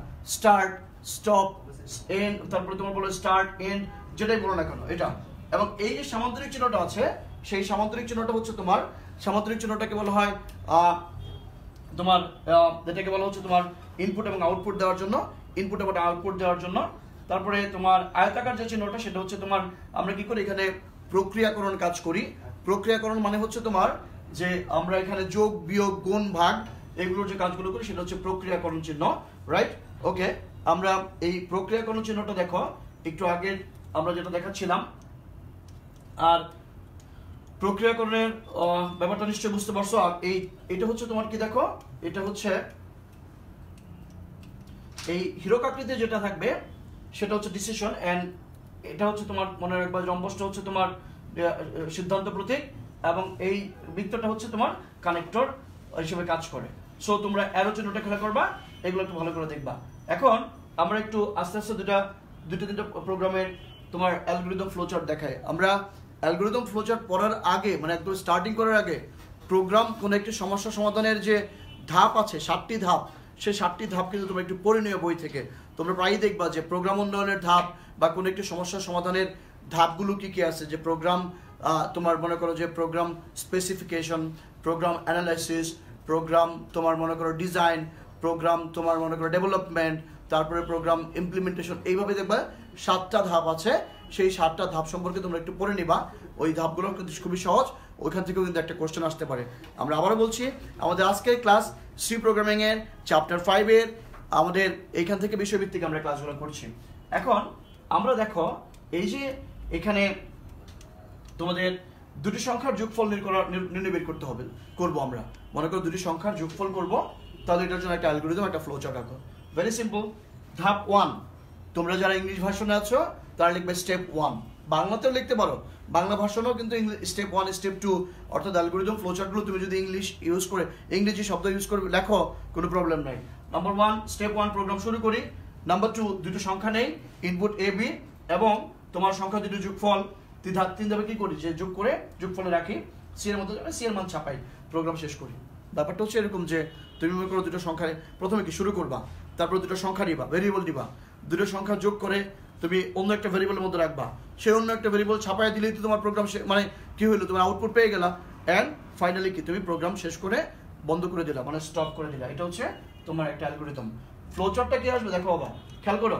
আমি তো বলেছিলাম যে স্টার্ট করার জন্য ওভাল চিহ্ন, প্রোগ্রাম শুরু করা, শুধু প্রোগ্রাম শুরু এই কথা লিখলে হবে, শুরু এই কথা লিখলে হবে, শুরু, তারপর লিখবা এ ও বি এর মান গ্রহণ। মানে এটা কি, এই যে সামান্তরিক যে চিহ্নটা দেখতে পাচ্ছ, আবার বলছি সামান্তরিক যে চিহ্নটা দেখতে পাচ্ছ, এটার নাম হচ্ছে কি ইনপুট আউটপুট। তুমি দুটো ইনপুট নিলা, তারপরে দেখো এখানে কি একটা প্রসেস করলাম, যোগ বিয়োগ গুণ ভাগ বা বিভিন্ন ধরনের সূত্র যেগুলো আছে সেগুলো কিন্তু ইউজ করবে এখানে। সেখানে কি C is equal to A plus B এর মান নির্ণয়, অর্থাৎ তুমি এখানে প্রসেস করলা, অ্যান্ড তোমার আউটপুট কি সি এর মান ছাপাই, মানে প্রিন্ট করি, প্রিন্ট সি বা প্রিন্ট সাম। অনেকে দেখবা সাম ইউজ করে, sum equal to A plus B, তুমি যেভাবে ইউজ করো না কেন সেটা হয়ে যাবে। অর্থাৎ অ্যালগরিদম থাকলে এটা ফ্লো চার্ট হবে। তোমাদের এই চ্যাপ্টার 5 থেকে যে মিনিমাম 2টা কোশ্চেন থাকবে, সেখানে দেখবা যে একটি কোশ্চেনের তোমার অ্যালগরিদম ফ্লো চার্ট থেকে কিন্তু একটি কোশ্চেন হবেই। অর্থাৎ তোমার গ নম্বরে যদি অ্যালগরিদম থাকে, ঘ নম্বরে হচ্ছে ফ্লো চার্ট আসবে। অ্যালগরিদম, ফ্লো চার্ট এবং প্রোগ্রাম কিন্তু প্রায় একই জিনিস। কেন, পরীক্ষায় প্রায় একবার দেখবা যে প্রশ্ন আসবে এরকম যে অ্যালগরিদম, ফ্লো চার্ট এবং সি প্রোগ্রামিং বা প্রোগ্রামিং একই জিনিস। মানে কি, তিনটেই হচ্ছে কি মানে কোনো একটা প্রবলেম সলভিং প্রসেস। একটা হচ্ছে ধাপে ধাপে, একটা হচ্ছে চিত্রভিত্তিক, আর একটা হচ্ছে কোডের মাধ্যমে। বাস হয়ে গেল। আমরা এখন দেখলাম এটা। এরপরে আমরা আরো একটা অ্যালগরিদম ফ্লো চার্ট শুরু করি। মনে করো দুটি সংখ্যার মধ্যে বড় সংখ্যার কে বড় সেটা বের করে একটা প্রোগ্রাম। প্রথমে কি করব, প্রোগ্রামটা শুরু করব। ওকে, প্রোগ্রাম শুরু করি। প্রোগ্রাম শুরু করার পরে আমরা দেখি যে এখানে ধাপ 1 প্রোগ্রাম শুরু করি। ইনপুট হিসেবে মানে ইনপুট এ বি, দুটো সংখ্যা নিলাম। এর মান কি বি এর চেয়ে বড়? যদি হ্যাঁ হয় এ বড়, না হলে বি বড়। তারপরে কি ধাপ প্রোগ্রাম শেষ করি, বা ধাপ 4 প্রোগ্রাম শেষ করলাম। 3টা ধাপে এখানে কাজ হয়ে গেল। Very simple. আমি তোমার চেয়ে বড়, ইয়েস, তার মানে আমি বড়। নো, তার মানে তুমি বড়। ইয়েস বললে যা প্রশ্ন করা হয় সেটাই উত্তর হয়, নো বললে তোমার দিকে যায়। ঠিক ব্যাপারটা হচ্ছে এরকম আর কি। ওকে, দেন খেয়াল করে দেখো, এই দুটি সংখ্যার মধ্যে যখন তুমি ফ্লো চার্ট বের করবা, সেটা কি স্টার্ট করবা, ইনপুট এ বি সেটা দিলা, সেটা হচ্ছে তোমার কি এ কি বি এর চেয়ে বড়, এই ডিসিশন চিহ্ন তুমি একটা কোশ্চেন করবা। হ্যাঁ, তারপরে যদি বড় হয় তাহলে এ বড়, না তাহলে বি বড়। দুইটার মধ্যে যেটাই বড় হোক না কেন, টোটাল ব্যাপারটাকে একটা কানেক্টরের মাধ্যমে তুমি শেষ করে দিবা। এটা হচ্ছে তোমার অ্যালগরিদম আর ফ্লো চার্টের ব্যাপার। এই যে এখানে কানেক্টরের কথাটা বলা ছিল। এবং দেখো শুরু এবং শেষ একই চিহ্ন, ইনপুট আউটপুট, আউটপুট একই চিহ্ন, এবং তোমার মনে করো যে তোমার এটা কি ডিসিশনের জন্য রম্বস টাইপের চিহ্ন। এরপরে আর একটা আমরা কাজ করব, লুপেরটা এখন দরকার নাই। লুপ তোমাদের যখন আমি ক্লাস করাবো যে কন্ডিশনাল কন্ট্রোল স্টেটমেন্ট, লুপ কি, ফর লুপ কি, হোয়াইল লুপ, ডুয়াইল লুপ, এগুলো কি, তারপর ইফ এলস, এগুলো যখন করবো তখন এগুলো বুঝতে পারবা। তারপরে আমরা আস্তে আস্তে এগুলো তোমাদের বুঝাবো। এটা থেকে পরীক্ষা আসবে। আমরা এখন আর এই জিনিসগুলো থেকে একটু বের হই। আমরা আরো আমাদের অনেক অ্যালগরিদম ফ্লোচার্ট আছে, সেই অ্যালগরিদম ফ্লোচার্টে আমরা এখন যাব। ওকে, আমরা অ্যালগরিদম ফ্লোচার্টে একদম যদি প্রথম থেকে যাই, তোমাদের এই বক্স করা দরকার না। এখন থেকে দেখবা যে আমরা যেটা করব সেটা হচ্ছে যে ব্যবহারকারীর প্রদত্ত দুটি সংখ্যা যোগ করার জন্য তোমরা একটা কাজ করো। এখন খাতা কলম নিয়ে হাতে বসতে পারো, যে আমরা অনেকগুলো অ্যালগরিদম ফ্লোচার্ট তোমাদের করাবো, সেটা তোমরা দেখতে পারো। সেটা কি, যে ব্যবহারকারী প্রদত্ত দুটি সংখ্যা যোগ করার জন্য একটি ফ্লোচার্ট ও অ্যালগরিদম লেখো। Very simple. আমরা কি করব, প্রথমে প্রোগ্রামটা এই যে দেখো, তোমাদের সব এই বক্স তোমাদের রাখা দরকার নাই। শুরু করবা, অবশ্যই এটা ওভাল টাইপ চিহ্ন, ওকে?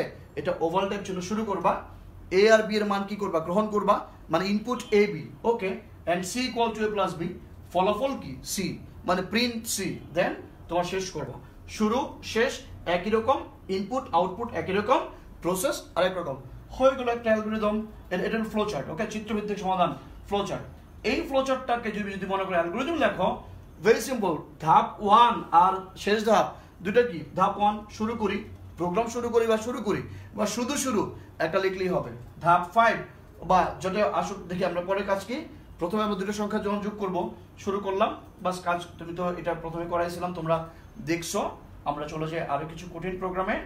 আমরা এবার আসো যে তোমার এই সেলসিয়াস থেকে ফারেনহাইট এই টেম্পারেচারকে তোমার পরিবর্তন করব, যে কিবোর্ডের মাধ্যমে আমরা সেলসিয়াস থেকে ফারেনহাইট এই টেম্পারেচারটাকে কি করব, পরিবর্তন করার জন্য, কনভার্ট করার জন্য একটা অ্যালগরিদম ফ্লোচার্ট রাখবো। ভেরি সিম্পল, আমরা যেটা করি সেটা হচ্ছে স্টার্ট করি, ইনপুট সি, তারপরে এফ ইকুয়াল টু এটা দিই, এটা ফার্স্ট ব্র্যাকেট।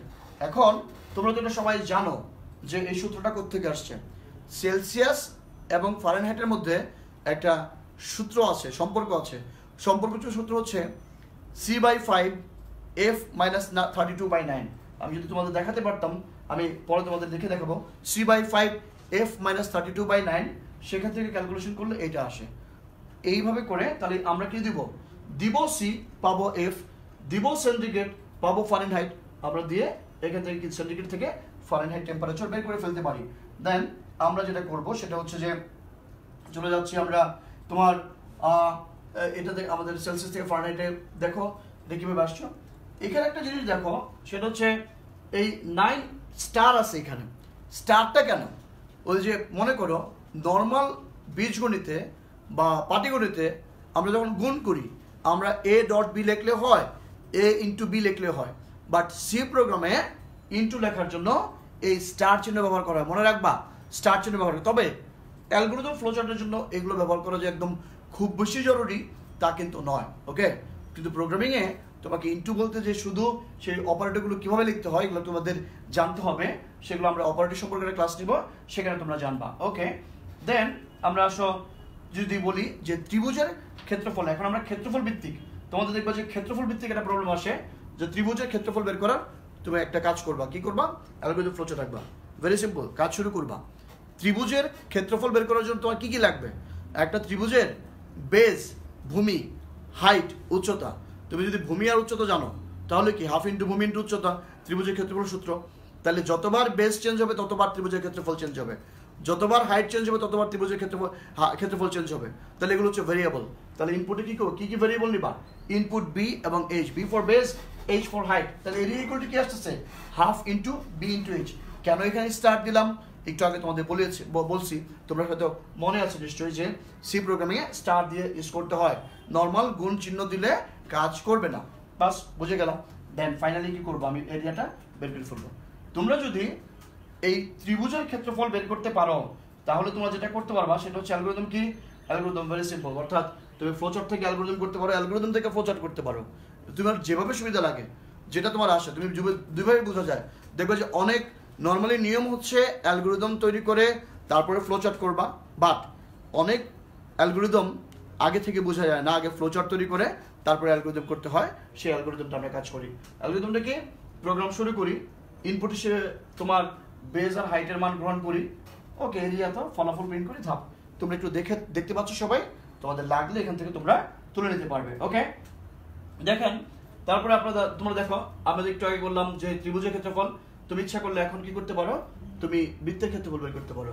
স্টার্ট, তোমার ইনপুট আর, বৃত্তে কি শুধু রেডিয়াসের জন্য কাজ করে, তাহলে এরিয়া ইকুয়াল টু কি, পাই ইন্টু আর ইন্টু আর। পায়ের মান তুমি যেহেতু জানো না তাই আগে তুমি ডিক্লেয়ার করে দিলা, ওকে? তুমি আগে ডিক্লেয়ার করে না করে তুমি দিতে পারো 3.1416 দাও, তুমি কাজ করতে পারো। এটা হচ্ছে তোমার কি, বৃত্তের ক্ষেত্রফল বের করার একটা ফ্লোচার্ট, খুব সহজে তুমি ফ্লোচার্ট এখান থেকে করতে পারলাম। বৃত্তের ক্ষেত্রফল যখন হয়ে গেল তখন আমরা কি করতে পারি, আমরা করতে পারি যে একটি প্রোগ্রামের তোমার মনে করো যে আমরা দেখো আয়তক্ষেত্রের ক্ষেত্রফল, ভেরি সিম্পল, ওকে? আয়তক্ষেত্রের ক্ষেত্রফলের জন্য আমরা কি করতে পারি, দৈর্ঘ্য গুণ প্রস্থ আমরা ইউজ করে ফেলতে পারবো, তোমরা এটা পারবা। এখন আসো যে এই টাইপের প্রোগ্রামগুলো, অর্থাৎ নর্মাল যে দুটি সংখ্যা যোগ করা, বিয়োগ করা, গড় বের করা, ঠিক আছে, গড় বের করা, তারপরে হচ্ছে তোমার মনে করো যে ত্রিভুজের ক্ষেত্রফল তুমি তো বের করছো, বাট ত্রিভুজের ক্ষেত্রফলের মধ্যে আরও অনেকগুলো ব্যাপার আসে। সেটা হচ্ছে যে সাধারণ ত্রিভুজ, বিষমবাহু ত্রিভুজ, সমদ্বিবাহু ত্রিভুজ, সমবাহু ত্রিভুজ, এগুলো কিন্তু তোমাকে জানতে হবে। জাস্ট সূত্র জানলেই তুমি কিন্তু প্রোগ্রামিং করতে পারবা। Very simple. এবার আসো আমরা যেটা করি সেটা হচ্ছে যে এই ডিসিশন সাইনটা ইউজ করে কন্ডিশনাল কিছু ব্যাপার সেবার আছে, সেটাতে প্রোগ্রাম বের করি। অর্থাৎ আমরা বলছি যে দুইটা সংখ্যার মধ্যে ছোট সংখ্যা নির্ণয় করার প্রোগ্রাম। সেটা কিভাবে? যেমন মনে করো শুরু করলাম এ আর বি দুজনের দুইটা মান গ্রহণ করলাম, ইনপুট এ বি। এ কি বি এর চেয়ে ছোট? হ্যাঁ। এ কি বি এর চেয়ে ছোট? হ্যাঁ। যদি হ্যাঁ হয় তাহলে এ ছোট। এ কি বি এর চেয়ে ছোট? না, তাহলে বি ছোট। বাস, তোমার যেটা দরকার সেভাবে তুমি কাজ করে নিবা। হ্যাঁ, যে এটা এই পাশেই না লিখতে হবে, এই পাশেই হ্যাঁ লিখতে হবে, এমন কোনো কথাও কিন্তু নাই। তোমার যেদিকে খুশি তুমি সেদিকে তুমি লিখতে পারো। অ্যান্ড দেন কানেক্টর ইউজ করে তুমি প্রোগ্রামকে শেষ করে দিলে। এবং মনে রাখবা ফিজিক্সে যখন আলো পড়ো, সেই আলোতে যেমন তীর চিহ্নটা খুব ইম্পর্টেন্ট, অ্যারো খুব ইম্পর্টেন্ট, আমাদের এই ফ্লো চার্টে কিন্তু অ্যারো খুব ইম্পর্টেন্ট জিনিস। ওকে, এটা গেল। দেন আমাদের মনে করো যে কঠিন কঠিন আস্তে আস্তে আস্তে আস্তে কঠিনগুলো আসবো। দুটি সংখ্যার মধ্যে বিজোড় সংখ্যা নির্ণয় করার প্রোগ্রাম। Very good. দেখো দুটি সংখ্যার মধ্যে এটা কি, দুটি সংখ্যার মধ্যে বিজোড় সংখ্যা বের করার তোমার কি জোড় বা বিজোড় সংখ্যা বের করার একটা ফ্লোচার্ট। একটা যদি ফ্লোচার্ট বের করি আমি অ্যালগরিদম বের করতে পারবো। প্রথমে কি আমরা স্টার্ট করলাম, ইনপুট একটা নাম্বার, ওকে, এ হিসেবে একটা নাম্বার নিলাম, ইনপুট এ। এখন এই এ কে যদি ভাগ, মনে করে একটা সংখ্যা, এই সংখ্যাকে 2 দ্বারা ভাগ করলে যদি ভাগশেষ মানে রিমাইন্ডার এটা যদি মনে করো 0 হয় তাহলে এটা জোড় সংখ্যা, যদি ভাগশেষ 0 না হয় তাহলে এটা বিজোড় সংখ্যা। এটা তো লজিক। তো ভেরি সিম্পল। এই মনে করো এ কে 2 দ্বারা ভাগ করা যে কথা, মানে 2 দ্বারা ভাগ করে ভাগশেষ করা বের করার যে প্রক্রিয়াটা, সেটা একটা চিহ্ন আছে, আমরা পার্সেন্টেজের সাইনটা ইউজ করি, সেটা এখানে বলবে, সেটাকে বলা হচ্ছে তোমার মনে করো মড। তাহলে আর ইকুয়াল টু এ মড 2। দেন আমরা কি করব সেটা হচ্ছে তোমার কি এখানে আমরা যদি এখন দেখো এই আরটাকে এবার নিয়ে আসি, এই আর মানে কি, আর হচ্ছে তোমার রিমাইন্ডার। রিমাইন্ডার কি 0? হ্যাঁ 0। তাহলে এ হচ্ছে জোড় সংখ্যা, না তাহলে হচ্ছে বিজোড় সংখ্যা। ফাইন। তাহলে আমরা কি হলো, আমাদের এই অ্যালগরিদম ফ্লোচার্ট এখান থেকে এটা পেয়ে গেলাম। এবার জোড় না বিজোড় তো হলো, এবার আমরা আসলে যে তিনটি সংখ্যার মধ্যে কে বড় কে ছোট বের করব। তিনটি সংখ্যার মধ্যে বড় ছোট বের করার একটা প্রোগ্রাম। আমি তোমাদের এই পেজে দেখাচ্ছি এখানে এক কারণে যে তিনটা সংখ্যা নিবা বা তিনজন আছে, তিনটার মধ্যে কে বড় কে ছোট বের করার প্রোগ্রাম। প্রথমে কি ইনপুট হিসেবে আমরা এ আর B C, A B C নিব, তিনটা ভেরিয়েবল। প্রথমে এর সাথে বি এর তুলনা করব, তারপরে এর সাথে সি এর তুলনা করব। আবার তাহলে দেখো এ কি বি এর চেয়ে বড়? হ্যাঁ। এ কি সি এর চেয়ে বড়? হ্যাঁ। যদি হ্যাঁ হয় তাহলে এই তো বড়। আমি তো মনে করো তিনজন, তোমার ফ্যামিলি তুমি তিনজনের সাথে কম্পেয়ার করতে পারো, তোমার বাবা, তোমার মা, তুমি। ওকে, তাহলে তোমার বাবা কি তোমার মায়ের চেয়ে বড়? হ্যাঁ। তোমার বাবা কি তোমার চেয়ে বড়? হ্যাঁ। তাহলে তোমার বাবাই বড়, তুমি এভাবে চিন্তা করতে পারো। ওকে, আর না হলে সেই কন্ডিশনগুলো কিভাবে আসে সেটা দেখতে পারো, যে হ্যাঁ হলে এক ধরনের উত্তর, না হলে এক ধরনের উত্তর। তোমাদের যাদের তিনটা সংখ্যার মধ্যে এটা করে ফেলতে পারো। দেন আমরা এটা শেষ করার পরে আমাদের কিন্তু তোমার মনে করো যে পজিটিভ নেগেটিভ। ওকে, পজিটিভ নেগেটিভ তো পারবা। দেখো এখানে একটা সংখ্যা নিলে n, 0-র চেয়ে বড় হলে পজিটিভ, 0-র চেয়ে ছোট হলে নেগেটিভ। n এর মান কি 0-র চেয়ে বড় অথবা সমান? সমানটাও কিন্তু একটা পজিটিভ সংখ্যা। ইয়েস, তাহলে পজিটিভ, না তাহলে কি নেগেটিভ। ওকে, তোমরা সবাই মোটামুটি অ্যালগরিদম ফ্লোচার্ট দেখতে পাচ্ছ। দেন অ্যালগরিদম তো জানোই, প্রোগ্রাম শুরু করবা, ইনপুট হিসেবে n এর মান নিবা, তোমরা কাজ করতে পারবা। আমি আশা করি তোমরা এগুলো পারবা। সেটা কিভাবে বলছি, যে অ্যালগরিদম হচ্ছে কোনো একটি সমস্যা ধাপে ধাপে সমাধান করার প্রক্রিয়া, আর ফ্লোচার্ট হচ্ছে তোমার কি, ফ্লোচার্ট হচ্ছে চিত্রভিত্তিক সমাধান প্রক্রিয়া। ওকে, দেন আমাদের আসো যে তোমাদের এইটা কিন্তু প্রায়ই আসে, আমরা এটা দেখাবো আর একটু কাজ করে, বোর্ডে দেখাতে হবে তোমাদেরকে এটা কিভাবে কাজ করে। একটি লিপিয়ারের ব্যাপারটা কিনা, লিপিয়ারটা নিয়েও প্রায় তোমাদের মধ্যে অনেকের মধ্যেই প্রশ্ন আসে। লিপিয়ারটাকে আমি একটু বোঝাবো তোমাদেরকে। লিপিয়ার যখন প্রোগ্রাম করাবো একসাথে অ্যালগরিদম ফ্লোচার্টটা আমি তোমাদের দেখাবো। ওকে, দেন আমরা অ্যালগরিদম ফ্লোচার্ট অর্থাৎ সিরিজের অ্যালগরিদম ফ্লোচার্টগুলো তোমরা কিন্তু করে ফেলবা। তোমাদের যতগুলো প্রোগ্রাম আছে আমরা আস্তে আস্তে করে এই অ্যালগরিদম ফ্লোচার্ট এগুলোতে কি কি করবা। প্রথমে হচ্ছে লিপিয়ার, তারপরে হচ্ছে জোড় সংখ্যা বিজোড় সংখ্যা, তিনটি সংখ্যার মধ্যে বড় ছোট সংখ্যা নির্ণয়, এগুলো করবা। সিরিজের অ্যালগরিদম ফ্লোচার্ট এগুলো তোমাদের বেশি আসবে। সিরিজের অ্যালগরিদম ফ্লোচার্ট সহ বাকি যতগুলো জিনিস আছে এগুলো একটু তোমাদের এখন দেখাই। সেটা হচ্ছে যে দেখো সিরিজের অ্যালগরিদম ফ্লোচার্টগুলো আমরা করবো, আমাদের বোর্ড ইউজ করতে হবে। আমরা একটু পরে আবার ক্লাসে ফিরে আসবো। এখন জাস্ট 10 মিনিটে আমরা ব্রেক নিব, ঠিক 10 মিনিট পরে আমরা আবার ফিরে আসছি। তোমরা সে পর্যন্ত আমাদের সাথে থাকো। আমরা এরপরে যত কঠিন কঠিন অ্যালগরিদম ফ্লোচার্টগুলো আছে সেগুলো দেখিয়ে দেবো। আশা করি সি প্রোগ্রামিং কি, সি প্রোগ্রামিং সম্পর্কে নানা ধরনের খুঁটিনাটি অনেকগুলো বিষয় তোমরা জানতে পেরেছো। অ্যালগরিদম ফ্লোচার্টের স্টার্টিংটা ভালো করে বুঝতে পেরেছো, কতগুলো পার্থক্য তোমরা দেখতে পেরেছো, অ্যান্ড ইন্টারপ্রেটার কম্পাইলারের পার্থক্যটা ভালো করে বুঝতে পেরেছো। ইনশাআল্লাহ এখন অ্যালগরিদম ফ্লোচার্ট ভালো করে বুঝাবো, তারপর প্রোগ্রামে চলে যাবো। নিচ্ছি ছোট্ট একটু বিরতি, 10 মিনিট, ফিরছি একটু পর। আমাদের সাথে থেকো। আল্লাহ হাফিজ।